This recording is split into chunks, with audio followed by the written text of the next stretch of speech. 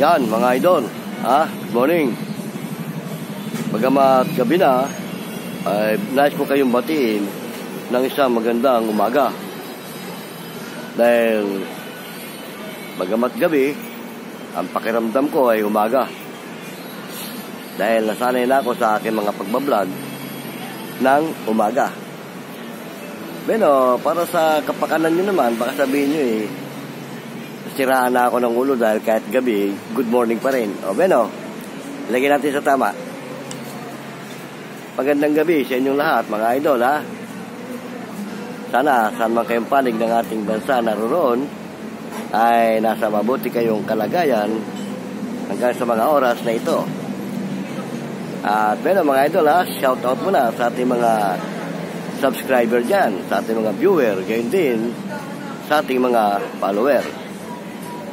At syempre, idol, kung bago ka pa sa channel kong ito, wag mo naman kalimutan mag-subscribe at tumindot ng ating bell button. Bueno, mga idol, ang paksa ng ating tatalakayin sa mga oras na ito, sana ay muli nyo ako samahan sa maikling sandali ng ating kwentuhan. Ito ay may kaugnayan pa rin doon sa mga nakaraang video na nagtanong sa akin tungkol sa mga abandonadong bahay o abandonadong lugar, higit sa lahat yung tinatawag na haunted house.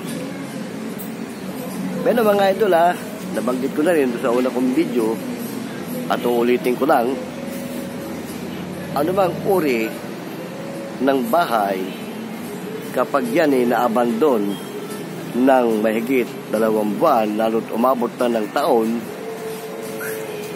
totoong pinamumugaran na yan ng mga masasamang elemento. Oo, totoo yun mga idol. Kasi tahimik ang lugar na yan. Dahil ang isang compound o ang isang bahay, lalo't may compound, kapag may nakatira, maingay ang lugar na yan. Oo, lalo't may kasiyahan. Pero once na maabandon ang lugar na yan at tumahimik ang lugar na yan, pagkakataon na yan ng mga masamang elemento para mamugad at mamahay sa lugar na yan. Kaya yung tanong na may nagmimilagro ba o may nagpapakita o may nagpaparamdam sa mga ganyang abandonadong bahay o haunted house, meron. Oo. Pero depende rin sa mga taong pakikitaan. Kaya lang, kapag sa pananahimik nila sa lugar na yan, ay bigla kayong dumating at nabulabog sila, may pagkakataong magpaparamdam para kayo ay lumayas at umalis sa lugar na yan. Oo, totoo yun mga idol. Nabanggit ko na rin sa mga una kong video na ang pangunahing namamahay sa lugar ng mga abandonado, lalo't ganyang may compound at malaking bahay, pangunahin na sa labas ng compound, sa labas ng bahay, sa loob ng compound, ang pangunahing namumugad dyan, yung mga engkanto at mga maligno. Oo. Dahil ang mga engkanto, ang hinahanap na lugar niyan, tahimik. Oo, ganun din ang mga maligno. Pero higit sa lahat, ang nakakatakot na may encounter nyo sa ganyang mga lugar, yung sinasabi nilang aswang. At kung hindi kayo naniniwala sa aswang, kinagalang ko prinsipyo nyo. Pero totoo yan na may aswang. At yung mga aswang, pinakadelikado yan sa lahat ng uri ng masamang elemento. Dahil yan, lalo't gutom, sabik sa dugo, lumalapa ng tao yan. Nagpapalit ng anyo yan. Normal na tao yan, pero nagpapalit ng anyo kapag mayroong gustong biktimahin. Ganon mga idol. Ganon din yung tinatawag nilang halimaw. Yung mga halimaw naman, isang uri ng nilalang yan na hindi mo maipinta kung ano ang itsura. Lumalapa din yan. Oo. Merong ang itsura niya, minsan parang wolf, parang aso. Minsan parang baboy. Halimaw yan. Minsan parang gorilla. Yan ang mga delikadong may encounter nyo, mga idol nating Ghostbuster o Ghost Explorer. Sa isang lugar na abandonado, lalo't compound. Pero sa loob ng bahay, ang pangunahing nasa loob niya ng mga elemento ay yung mga pamilya ng namatay. Oo. At lahat ng elemento sa lugar na yan, pinakikilos yan at pinaghaharian ng Diablo. Totoo yun, mga idol. Kaya yung tanong na kung may nagpaparamdam o may nagpapakita, meron. Depende. Kasi nananahimik sila, bigla kayong dumating eh. Diba? Kaya yung lugar na yan na sa kabila ng katahimikan, bigla may naligaw na tao o dumayo dyan, hindi ka man Ghost Explorer, napapunta ka sa lugar na yan, kahit araw, pararamdamin ka. Dahil nabubulabog sila. Ayaw kasi ng mga masamang elemento nang nabubulabog sila. Kaya nga pumipili sila ng lugar na tahimik. Lalo yung mga engkanto. At yan mga idol, kapag ka nabulabog yung mga yan, at hindi mo kayang depensa ng sarili mo, may peligro ka dyan. Diba? Tama? Kukwento ko sa inyo, meron akong kaibigan, yung pinuntahan nila beach, hindi nga abandonadong lugar yun, beach yun, mataong lugar. Pero pinamumugara ng engkanto. Nung gabing matutulog na sila, overnight sila, stay in sa beach. Sa madalit sabi, may mga tao sa loob ng beach kasi bawat isang cottage o yung isang parang pribadong bahay na tinutuluyan ng mga nag-overnight, doon sila. Ngayon, palibasa itong magkakasamang ito, maingay. Yung mga ibang cottage doon na may tao, tahimik. Makatulog na yung iba. Pero sila maingay. Sa kalagitnaan ng hating gabi, sa ingay nila, may nagpakita daw sa kanilang matanda. At yung gabing yun, hindi ko oras na yun, pinalalaya sila. At ang sabi sa kanila, pag hindi kayo umalis, may masamang mangyayari sa inyo. So, nagkatakutan sila. Oo, nagkatakutan. At the same time, nung gabing yun, umibakwit sila. Oo, umibakwit. Sa 10 oras ng gabing yun. Palibasa may sasakyan sila eh. Mga anak mayaman, mga may kaya eh. Umibakwit sila. Nagtuloy sila sa isang bahay nung kasama nila. At hindi nila akalain hanggang doon sa kanilang inuwian na bahay. Sinundan sila. Oo. At nung magpakita ulit, ang sabi sa kanila, hindi nyo na ako matatakasan.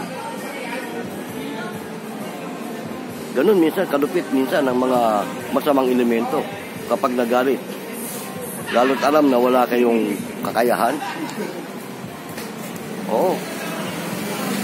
Ngayon, kinabukasan, yung kakilala ko, nilagnat.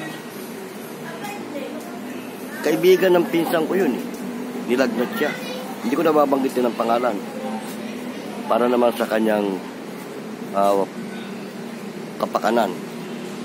Nilagnat. So, palibasa alam ng pinsan ko na marunong ako mag-trace ng kung ano pa man, pinatawag ako. Pinuntahan ko. At nadatnan ko nga siya, mga idol, nakaratay. Tinanong ko, ano nangyari? Takot na takot siya. Sabi niya, Kuya Boy, masama nangyari doon sa pinuntahan naming beach. Sinundan pa kami pag-uwi namin. Antimano yung 10 oras ng gabi, pinalayas kami. May nagpakita sa amin, hindi ko alam kung ano siya. Sinabihan kaming lumayas kami, pero Sinunod naman namin siya, umalis kami. Sinundan pa kami doon sa bahay ng kaibigan namin. At ang sabi sa amin, hindi na raw kami makakatakas. Iisa-isahin daw kami.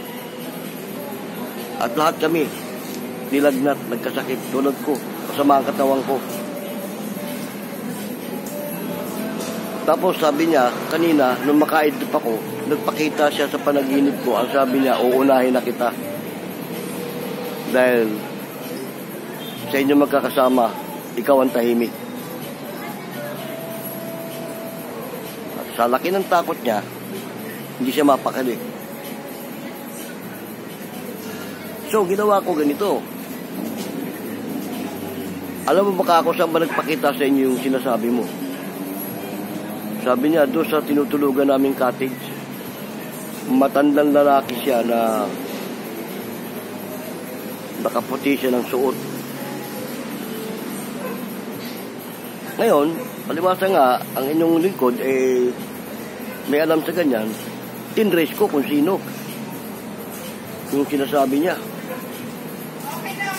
Engkanto na namamahay malapit doon sa tinutuluyan nilang cottage sa may puno ng akasya. Oo, may puno ng akasya doon malapit sa cottage nila. Ngayon, nung sabi ko sa kanya, nabulabog siguro, baka maingay kayo. Alam mo ka ako, yung mga engkanto, ayaw nang maingay yan. Ay, sabi niya, Kuya Boy, siguro nga kasi tulog na lahat ng paligid. Marami naman may sabi niyang nag-overnight. Pero kami lang ang maingay. Siguro nga nagalit. Alam niyo ka ako, mga engkanto talagang ganyan pag nagalit yan. Sabi niya, natatakot ako. Hindi na raw ako aabutin ng bukas. Baka mamayang gabi, sabi niya, pagtulog ko, hindi na ako magigising. Sabi ko, alam mo ka ako yung mga engkanto, totoong pumapatayan doon sa mga walang alam at walang kakayahan. Pero may kayabangan din yan. Kahit sino mang gagamot ang tumingin o humawak sa isang naiengkanto, mayabang ang mga engkanto, pati manggagamot tatakutin. At pag may hinahina ang manggagamot, matatakot. Excuse me muna.